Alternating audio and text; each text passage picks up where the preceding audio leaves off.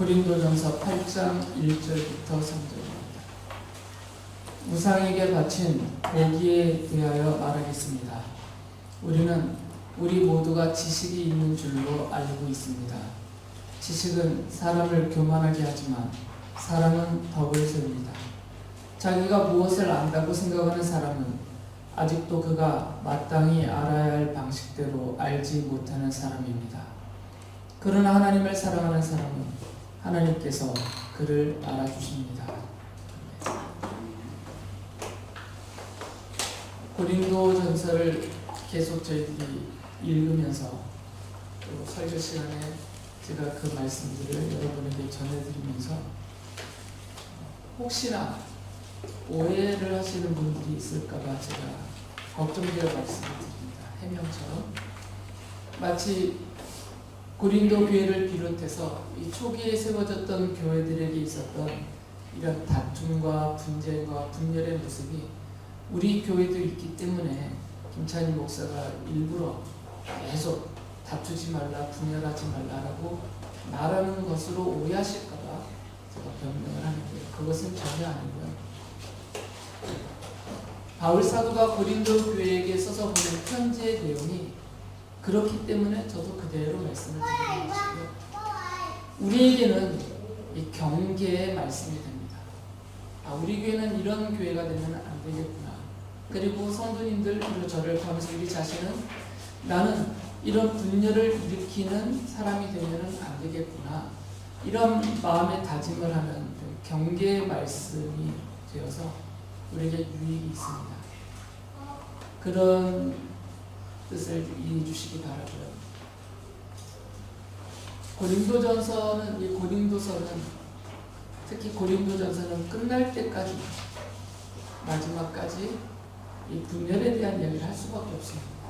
고린도전서 전체가 교회 안에서 일어나는 다툼과 분쟁과 그 분열의 모습과 또 그 원인 그리고 해결책을 바울 사도가 사도적인 권위로 지적하고 책망하고 제시하고 있기 때문에 마지막까지 계속 그런 말씀들을 드릴 수밖에 없습니다. 오늘도 8장에서 바울이 지적하는 그리고 우리에게 제시해주는 교회의 분열의 원인 그리고 그 해결책에 대해서 저도 그대로 겸손하게 받아서 말씀을 전해드리려고 합니다. 교회 안에서 성경에 대한 지식이 많다라고 스스로 생각하시는 분들, 그리고 교회에 대한 지식, 신앙생활에 대한 지식이 다른 분들보다 상대적으로 많다 그렇게 생각하는 그런 분들이 상대적으로 그런 지식과 경험이 부족한 그런 성도들을 사랑으로 대하지 않고 예수 그리스도의 십자가 그 사랑으로 대하지 않고 자기가 갖고 있는 그 지식을 가지고 그 지식을 사랑보다 앞세우면서 성도님들을 대하고 연약한 성도님들을 돌보지 않기 때문에 그게 문제가 되어서 교회는 다투고 그리고 분열하게 됩니다. 이렇게 지식이 많다라고 여겨지는 분들이 아무리 겸손하게 상대적으로 부족한 분들을 자신이 갖고 있는 지식을 가지고 도와주고 싶어서 그분들에게 가르쳐주거나 알려주거나 무엇을 제시하려고 하는 그 과정에서 우리가 인간이다 보니까 그런 분들 자기 자신도 모르게 자기 스스로가 교만에 빠질 수가 있어요. 그리고 그런 선한 뜻으로 도와주고 있는 이분들을 대해서 그 상대적으로 지식이 부족하신 분들 또한 부족하고 연약한 인간이다 보니까 오해를 해서 그러한 사람들을 향해서 교만하다라고 평가할 수도 있습니다. 이게 문제가 되는 거죠. 실제로 고린도 교회도 이 문제 때문에 다툼이 일어나고 나뉘면서 분열되고 있었기 때문에 바울은 자신이 써서 보낸 이 편지, 고린도에게 교회에 보내는 이 첫 번째 편지에서 이 문제를 지적하고 바로 잡으려고 그 해결책을 지금 제시하고 있습니다. 이 문제를 성도들이 바로 좀 더 쉽게 이해하기 위해서 이해하도록 돕기 위해서 바울 사도가 예를 하나 들었어요. 그 들은 예가 좀 전에 제가 읽어드렸던 말씀이 있습니다. 바로 우상에게 바친 재물, 우상에게 바친 재물, 그 재물이 시장에서 또는 개인 간에 주고받는 매매를 통해서 우상에게 제물로 바쳐졌던 그 고기들이 유통이 되고 있었거든요. 그러니까 고린도라는 도시 안에 살고 있었던 성도들도 그 고기를 주식으로 먹을 수밖에 없었어요. 실제로 시장에서 팔고 있는 고기들은 구분이 안 되거든요. 그냥 고기 덩어리가 뭐 이름표를 달고 있는 것도 아니고 지금처럼 원산지 표시가 되어 있는 것도 아니고 그냥 시장에서 이렇게 진열해 놓고 오는 사람들한테 팔았단 말이에요. 그러니까 그 고기 중에는 그냥 바로 집에서 잡아서 내놓은 고기도 있겠지만 고린도에 가득 차 있는, 고린도에는 수많은 우상의 신전들이 있었는데 그 많은 신전에 바쳐졌던 짐승들이 있잖아요. 그리고 이 짐승들이 제물로 바쳐졌고 그 바쳐진 제물로 바쳐졌던 짐승들의 고기 일부가 뒤로 유통이 되어서 지금 시장에서 팔고 있기 때문에 구분이 안 되는 것이에요. 그래서 이 우상에게 바쳐진 그 제물로 바쳐진 그 고기에 대한 지식, 이것을 예로 들면서 바울이 설명을 해주고 있는 겁니다. 그건 예입니다. 지금 8장에서는 우상에게 바친 제물을 문제 삼는 게 아니고 이것은 하나의 예예요. 이것에 대한 지식이 있느냐 없느냐, 이것을 어떻게 이해하고 받아들이고 있느냐, 이 문제를 통해서 우상에 대해서 잘 이해하고 있는 사람, 그리고 그 우상에게 바친 제물로 바쳐진 그 짐승의 고기에 대해서 잘 이해하고 있는 사람과 그렇지 못한 사람 사이에서 이런 문제가 생겼기 때문에 예를 들어서 이 문제를 설명을 하고 있는 겁니다. 먼저 바울은 근본적인 해답을 먼저 줍니다. 우상이란 무엇인가? 이것부터 먼저 설명을 해줘요. 고린도전서 8장 4절에서 바울 사도가 이렇게 말을 하죠. 그런데 우상에게 바친 고기를 먹는 일을 두고 말하면 우리가 알기로는 세상에 우상이라는 것은 아무것도 아니고 오직 하나님 한 분밖에는 신이 없습니다. 우리는 우상이라고 부르지만 그 우상을 섬기는 사람들은 그들이 섬기는 그 우상을 그들의 신으로 믿고 섬기는 것이에요.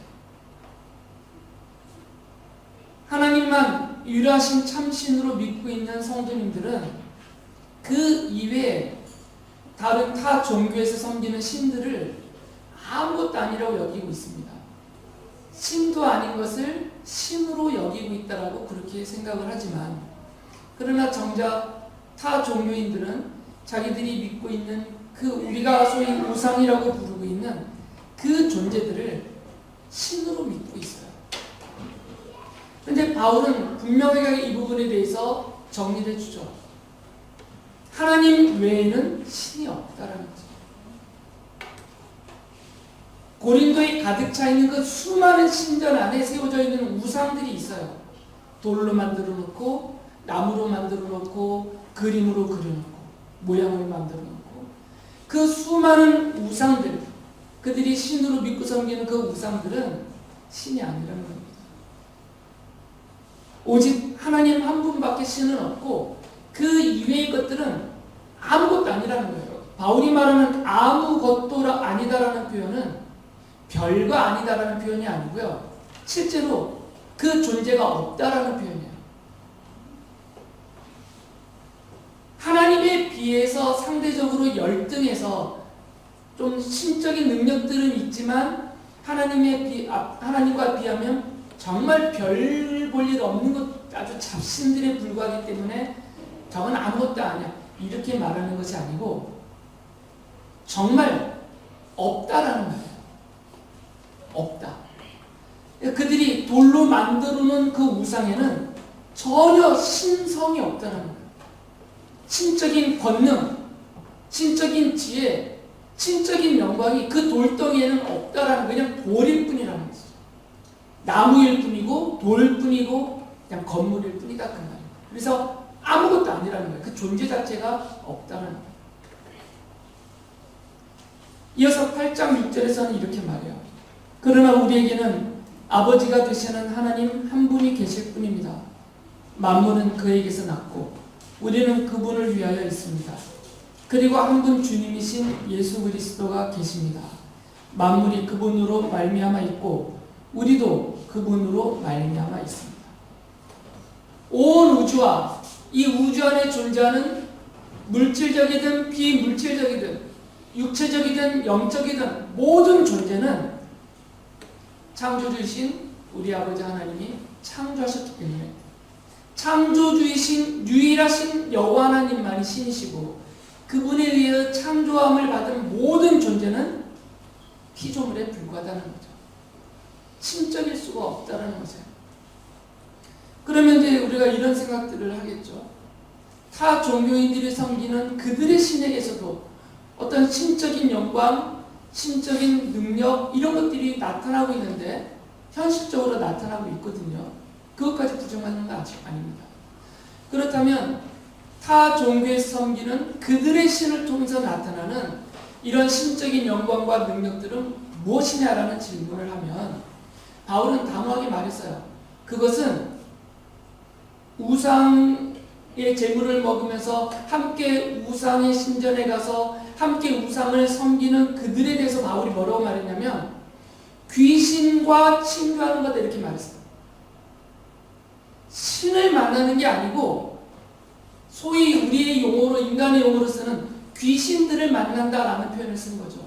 여기서 말하는 귀신은 하나님께로부터 그 범죄함과 타락함으로 인하여서 징계를 받고 하나님에 의해서 그 하늘의 영광된 천사들의 자리에서 쫓겨난 바로 사탄과 그를 따르는 악한 영들을 말해요. 그건 신이 아니죠. 타락한 천사의 무리들에 불과해요. 그들에게서 드러나는 아주 극히 일부분인 영적인 현상들일 뿐이에요. 타 종교에서 드러나는 사람들의 눈에는 하늘의 신의 영광과 능력이 나타나 보이지만, 그렇게 보이지만, 그런 실제로 그렇게 현상으로 일어나고 있는 그런 영광과 능력들은 타락한 천사들의 무리, 사탄과 그를 따르는 악한 영들에게 있는 아주 제한된, 그리고 하나님의 영광과 능력하고는 비교될 수 없는 아주 극히 미미한 그런 제한된 그런 능력들이 나타나고 있는 것 뿐이에요. 그래서 바울은 우상을 숭배하고 우상신전에서 우상 앞에 절하고 예배하는 자들은 바로 그들, 그 악한 영들, 그 귀신들과 친교하는 자다라고 말을 했어요. 창조주이신 여호와 하나님만이 유일한 하나님이시고 유일한 신이라는 것이죠. 그러니까 우상은 없다라는 거예요. 아무것도 아니다라는 겁니다. 그렇기 때문에 우상이란 존재가 없는 거예요. 그냥 돌덩어리예요.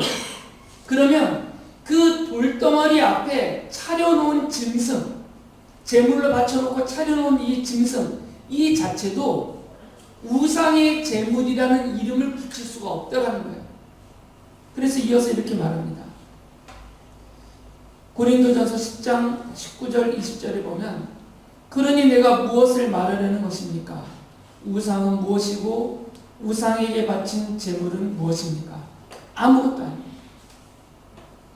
우상이란 존재가 없는데 그 바쳐진 제물을 받아 먹을 우상이란 존재가 없기 때문에 우상에게 바쳐진, 그래서 우상이 샥 하고 한번 훑어먹고 가버린 그런 제물도 없다라는 거죠. 그냥 고기에 불과하다는 거죠. 우상이 없기 때문에 그 우상 앞에 바쳐진 제물도 그냥 집에서 잡아서 시장에 내놓은 제물과 고기와 똑같은 그냥 고기일 뿐이다 그 말이에요. 우리 주님이 바울을 통해서 분명하게 말씀해 주는 것입니다.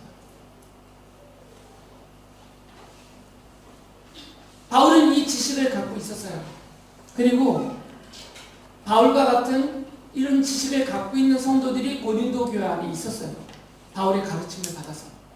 그래서 우상이란 없다라고 믿고 있는 그런 지식을 갖고 있었고, 우상 앞에 바쳐진 제물로 바쳐진 고기라는 것 자체도 집에서 잡은 고기랑 똑같다라는 그런 지식을 갖고 있는 성도들이 고린도 교회 안에 있었어요. 그런데 이 지식을 아직 갖지 못한 연약한 성도들도 그 교회 안에 있었단 말이에요. 그래서 바울이 고린도전서 8장 7절에서 이렇게 말하는 거죠. 그러나 누구에게나 다 지식이 있는 것은 아닙니다. 어떤 사람들은 지금까지 우상을 섬기던 관습에 젖어 있어서 그들이 먹는 고기가 우상의 것인 줄로 여기면서 먹습니다. 그들의 양심이 약함으로 더럽혀지는 것입니다. 그러니까 고린도 교회 안에는 이게 두 부류의 성도들이 있었던 거죠. 한쪽은 바울과 같이 우상이라는 존재 자체는 없다라고 알고 있고, 그러니까 우상 앞에 바쳐진 제물이라는 것 자체도 없다라고 여기고 있는, 그냥 단순한 고기에 불과하다라고 여기는 그런 지식이 있는, 좀 신앙적으로 성숙된 그런 지식을 갖고 있는 사람들이 있었고, 다른 한쪽에서는 아직 이것을 이해하지 못하고 받아들이지 못하고, 이미 고린도라는 지역 자체가 오랜 우상 숭배에 젖어 있는 지역이었기 때문에 거기서 이제 막 예수님 믿고 교회로 나온, 아직 몸에는 관습적으로 우상을 숭배하던 습관이 배어 있었던 그 연약한 성도들도 교회 안에 있었단 말이에요. 그러니까 이분들은 우상에 바쳐진 재물, 그것이 유통되어 시장에 나온 그 고기를 먹을 때 이게 우상에게 바쳐진 고기구나 하면서 먹었단 말이에요. 그러면서 그 고기를 먹으면서 내가 우상에게 바친 재물을 먹고 내가 우상 숭배자처럼 내가 우상의 고기를 먹었구나 하는 양심의 꺼리낌과 가책, 스스로를 자책하는 이런 연약한 성도들도 있었다는 것이죠. 바울이 여기서 문제를 삼은 거예요. 이제 함께 앉아서 성도들끼리 식사를 했습니다. 식사하는 그 자리에서 바울처럼 이런 지식을 갖고 있는 성도들은 거리낄 것이 없으니까 아무 고기나 막 먹었단 말이에요. 아무 고기나. 이게 집에서 잡아온 고기든 우상의 신전에 바쳐졌던 그 제물로 바쳐졌던 그 고기든 상관없이 막 먹었어요. 그런데 같은 식탁에 아직 이 정도의 믿음과 지식과 성숙함이 없는 연약한 성도가 그 자리에서 보면서 그 고기가 우상 신전에서 나온 고기라는 것을 알고 있는 경우입니다. 저분들이 우리보다 좀 더 먼저 성숙하고 있는 신앙인들이 이 우상에게 바쳐진 고기도 먹는구나 하고 자기네도 따라 먹었단 말이에요. 막상 먹고 나서 집에 돌아가는 길에 아직 이런 자유가 없으니까, 지식에 근거한 자유가 없으니까 먹고 가면 집으로 돌아가는 길에 마음이 찔리는 거죠. 내가 우상에게 바친 고기를 먹었구나. 내가 우상 숭배자들처럼 내가 귀신과 잡혀왔구나. 이런 마음들이 생겼던 것이죠. 그게 문제가 생긴 것이에요. 그래서 고린도전서 8장 7절에서 바울이 그 말을 설명했던 것이죠.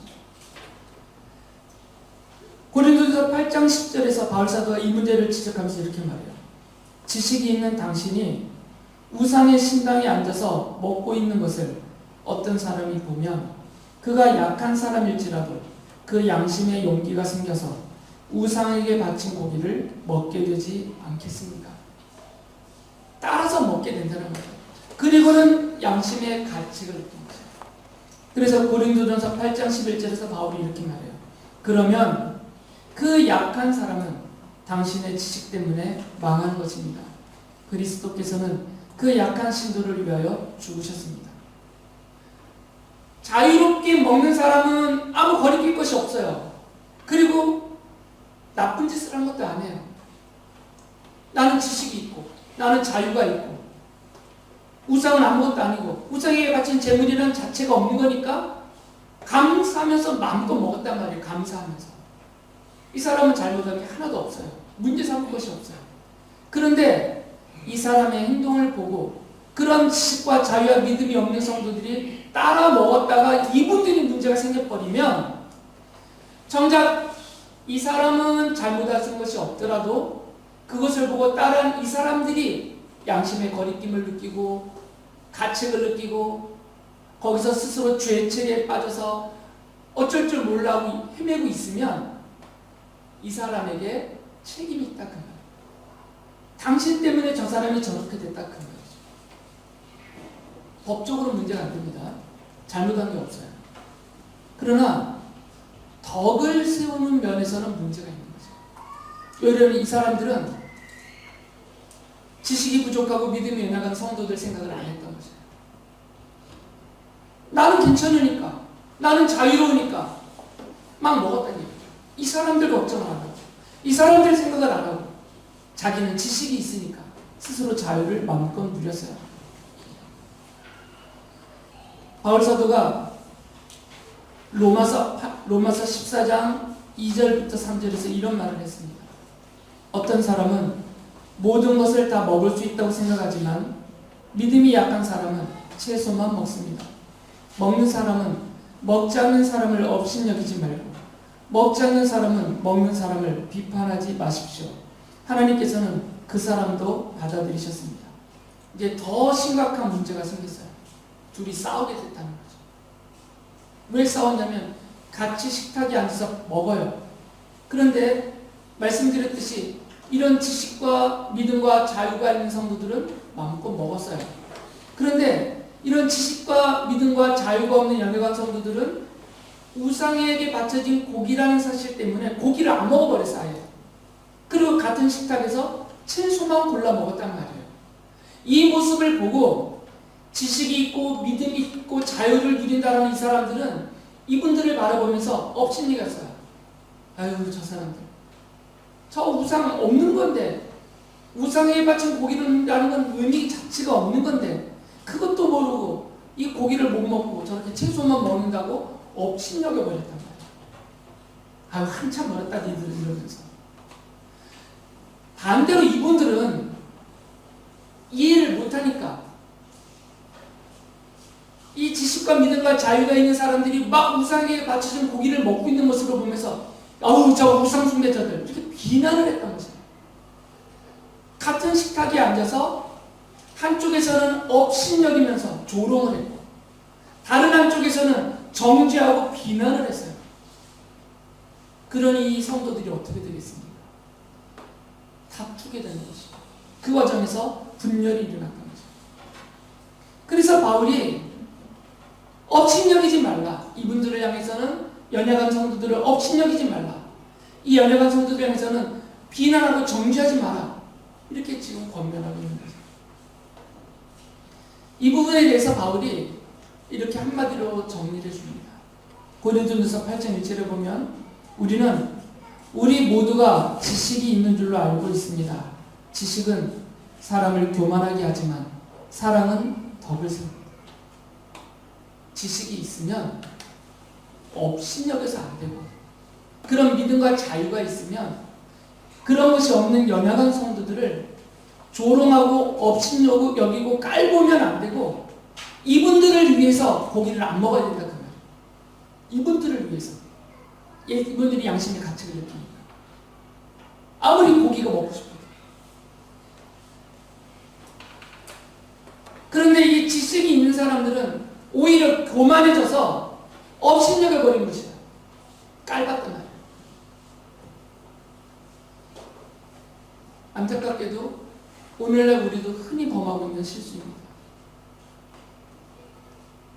교회 다니는 연약한 성도들을 가리키면서 왜 기도도 안 하고 왜 말씀도 안 읽고 이 정도도 못 견디고 왜 맨날 저러고 비난을 하고 있단 말이에요. 업신여기고 조롱을 하고. 그리고 이분들은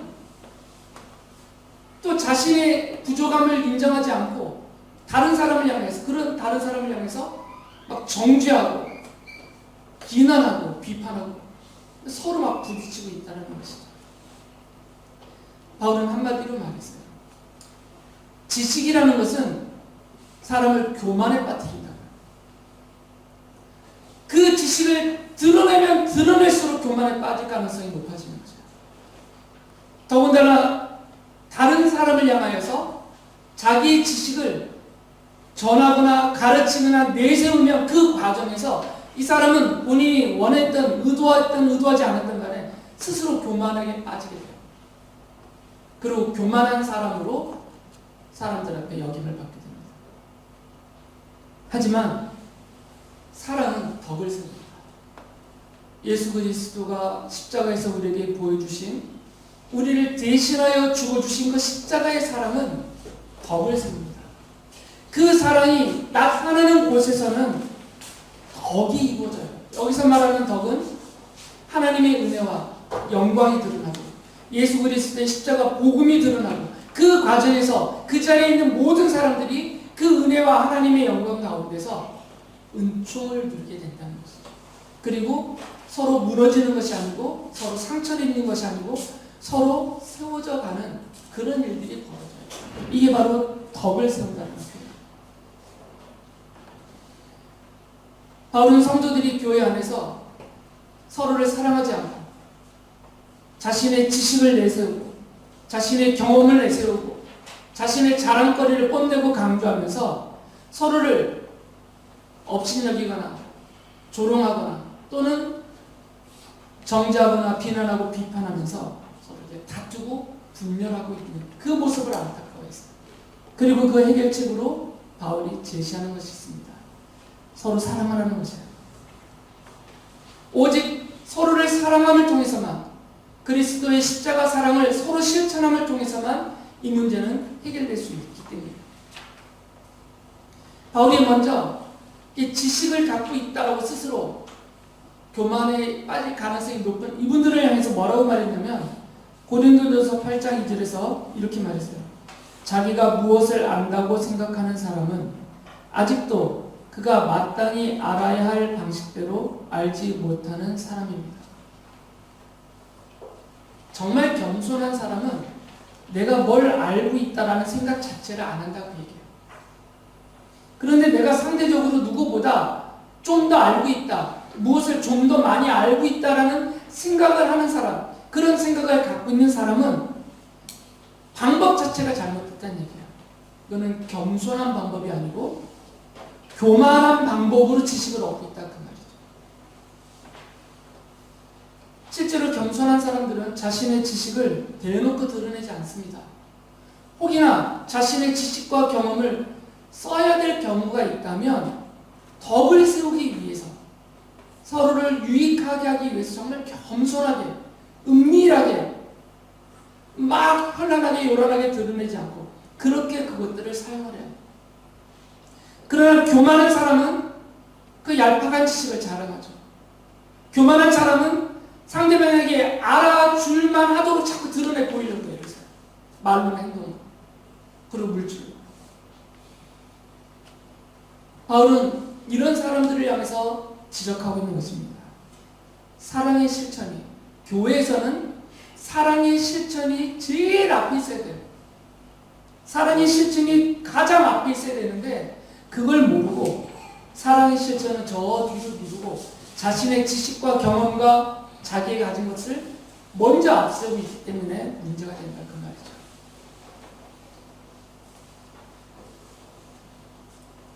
그래서 바로 이 지식 때문에 교만해진다라고 지적을 했고 책망을 했던 것이에요. 고린도전서 8장 1절을 다시 한번 읽어보면 우리 모두가 지식이 있는 줄로 알고 있습니다. 지식은 사람을 교만하게 하지만 사랑은 덕을 세웁니다. 바울이 고린도전서 13장 2절에서 이렇게 말해요. 내가 예언하는 능력을 가지고 있을지라도 또 모든 비밀과 모든 지식을 가지고 있을지라도 또 산을 옮길 만한 모든 믿음을 가지고 있을지라도 사랑이 없으면 아무것도 아닙니다. 이것도 같은 문맥이에요. 그 사람에게 사랑이 없으면 그거는 없는 거와 똑같다 그 말이에요. 아무리 대단해 보이는 능력을 지니고 있고 재능을 가지고 있고 교회적으로 믿음과 지식을 갖고 있다고 하더라도 그 사람 안에 예수 그리스도의 십자가의 사랑이 없다면 아무것도 없는 거와 똑같다 그 말이에요. 이런 사람은 드러낼수록 교만해지고 드러낼수록 문제를 일으켜요. 그래서 로마서 14장 1절에서 바울이 이렇게 권면했습니다. 여러분은 믿음이 약한 이를 받아들이고 그의 생각을 시비거리로 삼지 마십시오. 시비거리로 삼는 사람들이 있어요. 연약한 성도들이 교회를 안 왔어요. 그러면 그 교회를 안 온 것이 시비거리가 돼요. 이 사람에게. 절에서 교회도 안 왔지. 절에서 기도 안 하지. 아우 저러니까 저러지. 시비거리로 삼아요. 그런데 바울은 뭐라고 그랬냐면 그 연약한 성도를 받아들이라고 그랬어요. 이래서 못 나왔겠구나 하고 안타까움에서 사람으로 받아들이라는 거죠. 이래서 힘들구나. 저래서 아파하는구나. 마치 내가 아픈 것처럼 내가 힘든 것처럼 받아들이라는 거죠. 자기 자신과 똑같이. 시비거리로 삼지 말고. 그러니까 손가락질하지 말합니다. 로마서 15장 1절에서도 이렇게 말합니다. 믿음이 강한 우리는 믿음이 약한 사람들의 약점을 돌보아 주어야 합니다. 우리는 자기에게 좋을 대로만 해서는 안 됩니다. 나는 믿음도 있고 지식도 있고 자유도 있다고 해서 내가 마음대로 해요. 말도 마음대로 하고 행동도 마음대로 하고 그러면 안 된다는 거죠. 연약한 사람들이 우리와 함께 교회에 있어요. 믿음이 연약한 사람들이 우리와 함께 교회에서 주님을 섬기고 있어요. 그러니까 이분들을 위해서 마음대로 하지 말라는 거예요. 그리고 이 연약한 성도들의 약점을 돌봐줘야 돼요. 그 약점이 빨리 강해지도록. 그 약점 때문에 신앙생활과 신앙인격이 온전해지지 못하는 이런 아픔에서 벗어나도록 잘 돌봐줘야 돼요. 만약에 로이가 얼마나 활동량이 많습니까? 너무너무 활동량이 많은 거예요. 그러다가 내가 크게 다쳤어요. 그러면 그 모습을 보고 정한 형제가 손가락질하고 있겠어요. 로이를 가리키면서 뛰지 말라고 했는데 그만 먹으라 했는데 뭐 하지 말라고 했는데 계속 이러고만 있겠냐고 아빠가. 로이는 좀 피 흘리고 있는데 손가락질을 안 하죠. 대번에 쫓아가서 로이를 껴안고 치료해주고 위로해주고 돌봐주잖아요. 이런 자세를 가져야 된다는 거죠. 쉽지는 않지만 그렇게 해야 된다 그 말이에요. 근데 우리는 너무나 손가락질을 많이 하고 너무나 비난을 많이 하고 너무나 정죄를 많이 하고 그래서는 안 됩니다.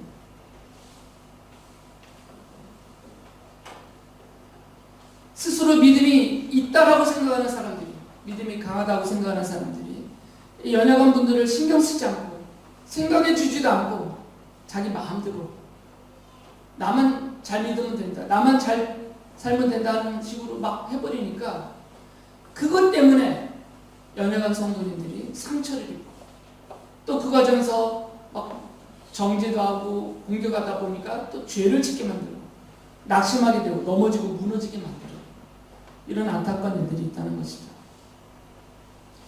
바울 사도가 로마서 12장 16절에서 이렇게 권했습니다.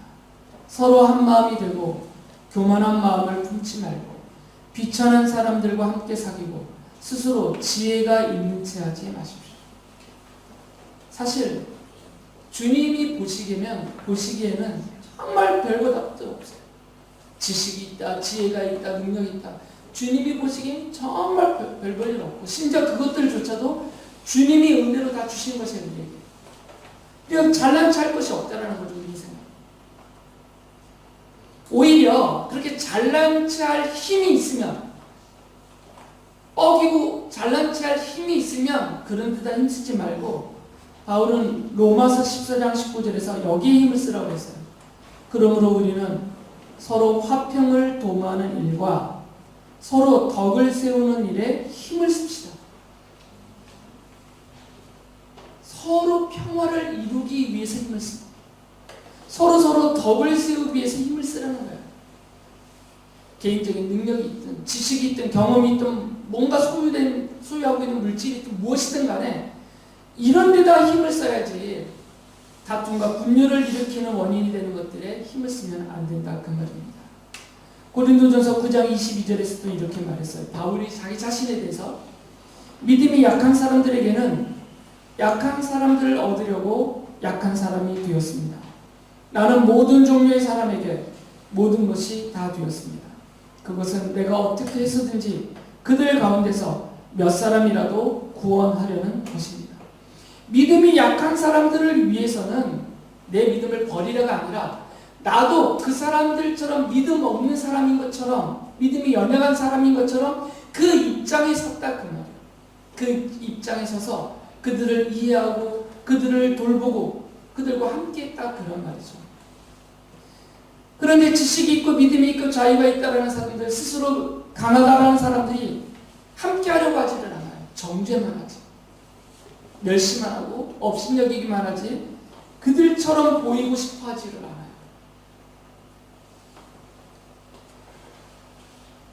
바울은 예수 그리스도의 십자가 사랑을 몸소 실천하면서 이렇게 연약한 성도들을 세우기 위해서 애를 쓰고 힘을 다하였습니다. 예수 그리스도의 십자가 복음을 제대로 알지 못하고 그 십자가의 사랑을 실천하지 않는 사람들이 교회 안에서 그리고 연약한 사람들 앞에서 교만하게 자신을 내세웁니다. 어느 누구든 간에 교만하게 자신을 내세우는 사람들은 복음을 제대로 알지 못하고 십자가의 사랑을 실천하지 않는 사람. 이 사람들은 연약한 성도들의 신앙 인격이 성숙하지 못하게 하는 걸림돌이 돼요. 그리고 교회를 분열시키고 무너지게 하는 걸림돌이 됩니다. 그래서 바울이 고린도전서 10장 32절에서 이렇게 말합니다. 여러분은 유대 사람에게도 그리스 사람에게도 하나님의 교회에도 걸림돌이 되지 마십시오. 심지어는 자기가 걸림돌이 되고 있다는 그 자체도 모르고 살아요. 계속 걸림돌 역할을 하고 있습니다. 바울이 에베소서 3장 17절부터 19절에서 이렇게 자기의 간절한 마음을 표현했습니다.